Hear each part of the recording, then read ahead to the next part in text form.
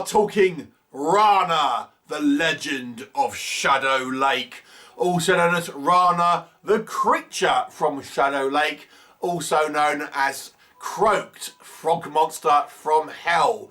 And this is a 1980 movie directed by Bill Rebane, probably most known these days, I would imagine, for the movie Blood Harvest, which had a little bit of a resurgence when it was released on Blu-ray. I wouldn't be surprised if you see Rana put out by a company like Vinegar Syndrome at some point, and everyone will say how great the cover is, and oh, but the movie's a little bit disappointing. You know, that tends to how it goes in those sort of films. Anyway, Rana. So yes, a made-for-TV movie released in 1980, but I believe it was filmed some years before, so technically speaking it's kind of a 70s movie, really. And I actually think, from what I understand, it's actually, technically speaking, one of the earliest trauma movies, because it had come from that production company that kind of went on to become sort of trauma, so to speak. And it's effectively a kind of spin on the creature from the Black Lagoon kind of style story. The movie actually takes place over two time periods. We have this kind of... The story effectively is this kind of rural area where there is this kind of island which has a lake on it, and it's kind of sparsely populated outside of one or two people on there. But there's a couple of other people currently on the island. We have a scientist who is looking at kind of fragments of bone that were discovered on the island that seem to be, you know, a new species, etc. There's also some loggers on the island, or at least they appear to be loggers, but they may well be people looking for this hidden treasure, which is rumoured to be in the lake somewhere. But this lake also contains Rana, a half-man, half-frog creature who is protecting this kind of buried treasure. Now, what will happen, you will have to watch the movie and find out. So the movie actually has a kind of framing device. In the kind of the main story, there's actually like an 11-year-old boy, and the movie's kind of told from his perspective.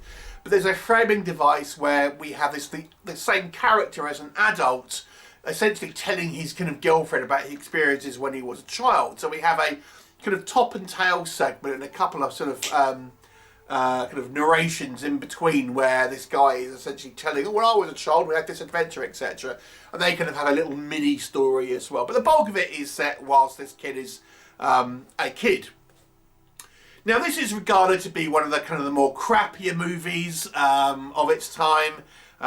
So can we say anything in its defence? Did anything work? I mean, one of the kind of the key kind of critiques of this movie is it looks so crap, the creature looks rubbish, and when you consider how good the makeup was from the creature of the Black Lagoon, which was obviously way before this, and how bad this one looks, you know, it's kind of like how have they gone backwards, so to speak. But this is obviously a very, very low budget independent movie made for kind of television. It doesn't have that kind of production value. I will say I still kind of quite liked our creature. And there's one or two effects which I think aren't too bad. There's a sequence where he gets kind of his hand chopped off, which I think is done quite well. There's a sequence where we've got these frogs coming out the kind of the creature's mouth, which I thought was done okay. There's one or two shots where I thought the kind of the creature looked okay, and you know, admittedly, I'm a B-movie fan. I kind of like low-budget kind of creature features, so I'm maybe a little bit more forgiving. But I think this was fine. I think it was the actual creature effects. If you could appreciate the era of this movie that came out, and obviously the very, very low budget that it clearly had, you know, I'm a little bit forgiving of that. I thought it looked okay. And I think the movie has an interesting idea about this kind of legend, about this kind of hidden treasure, this kind of guardian, this kind of otherworldly kind of creature. And we have different kind of like style kind of people. We've got the scientists, we've got people who live there, the crazy old coot who lives on the island. We've got these people who want to try and exploit it. You know, it's very simple. It's very kind of what you've seen before. But I like the fact we have these different kind of different people, different agendas on this kind of island, you know, who are all ultimately kind of affected by it. And I actually think that the framing device is interesting, where we have a character who is kind of recanting his kind of past to someone, and then we kind of see it. I mean, I think it makes the movie a little clunky at times, but I think it obviously plays well when we have the kind of the very final scene, which is the this now adult character kind of now trying to have his own little mini adventure in this kind of this kind of Rana creature, so to speak. You know, I think there's some technical aspects which I think were okay. The music is actually relatively kind of effective. And, you know, it makes use of the kind of the natural environment. It looks like they're kind of shooting on location quite a lot. There's sequences where we have people kind of swimming in what's clearly obviously a real lake and things like that, which I think, you know, adds to the kind of effectiveness rather than kind of making it in a kind of, you know, an indoor pool doubling for a kind of an external shot, stuff like that. So there's one or two instances where I think it kind of looks okay. I mean, it's a low budget, probably quickly produced film, but it has a comprehensible story. You know, I don't think it's necessarily as bad as people say. It's kind of what I'm getting at.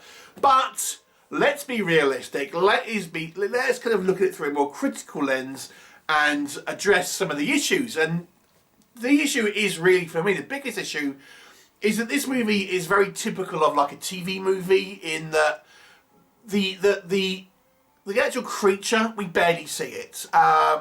You know, the bulk of the story, really, the running time here is the kind of the conflict between the human characters, really, and the kind of the drama between them. These kind of like people posing as loggers who, you know, kind of the human bad guys, so to speak. And they are the people who kind of make up the bulk of the runtime here, and arguments and kind of people walking through the woods. It's a lot of kind of inflated kind of like human drama to pad out runtime, so we don't have to have VFX shots or you know, shots of this kind of creature swimming and things like that to make it a cheaper runtime, you know, a cheaper movie to make. We see it all the time these days with movies like films like From the Asylum or a Scott Jeffrey produced movie and things like that. It's lots of kind of like banal dialogue to kind of stretch out to make it a feature-length movie. And there's lots of that here. We don't see this creature nearly enough to make this film really an actual horror film about a kind of creature. It is barely in it, and that's typical of sometimes with like the old 50s movies and stuff. But as I say, this was a 1980 movie.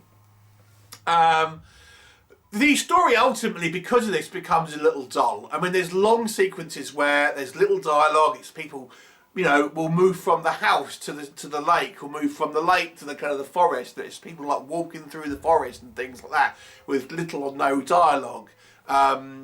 Any dialogue that you do have sometimes seems inconsequential. It ultimately becomes a little bit boring.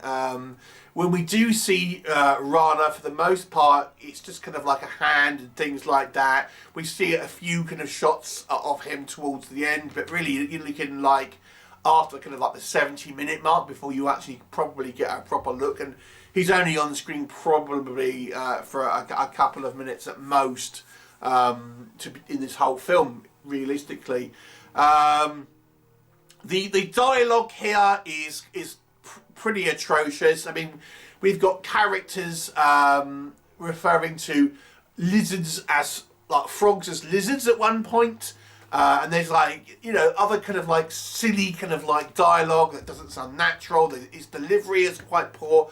I think from what I understand, a lot of the actors from this movie were kind of like local actors. So they're kind of like their performances range in ability.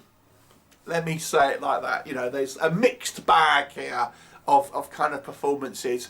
There's some kind of quite horrible transitions from one scene to another. So I think the editing's a little weak, and the kind of the climax of the kind of the main story, we have a little bit of a, you know, the grown-up kid at the end, but the kind of the climax of the kind of the main storyline when our main character is a kid is so abrupt. It's actually quite funny. And then it just edits into the kind of like him as an adult, but it's like it just ends. That's the, you know, the main kind of story. It's actually quite funny, but yes, I mean, yeah, it is very cheap. The creature effects are very cheap. It's just a guy in a kind of a rubber suit that doesn't look nearly as good as the creature from the Black Lagoon, and it's very, very hokey, very, very silly, very cheesy. I mean, legitimately, I can't say there's anything that really kind of is very good at one particular thing. There's some things here that are acceptable if you don't mind being movies, but for the most part, it is a quickly produced, low budget movie. This main critique really, that it's actually kind of boring. It's a little bit too slow, a little bit too dull, not enough kind of going on, and too much kind of like time is wasted either walking through the woods or with kind of like human interaction. We don't care about these kind of loggers and things like that. So really it's a 3 out of 10 for me. But if you are a kind of just a B-movie enthusiast, the creatures that the scenes that do feature Rana, I think are kind of quite fun and maybe worth watching. 3 out of 10. Have you seen this movie? What did you think of it? Leave me a comment and I'll look forward to seeing it next time.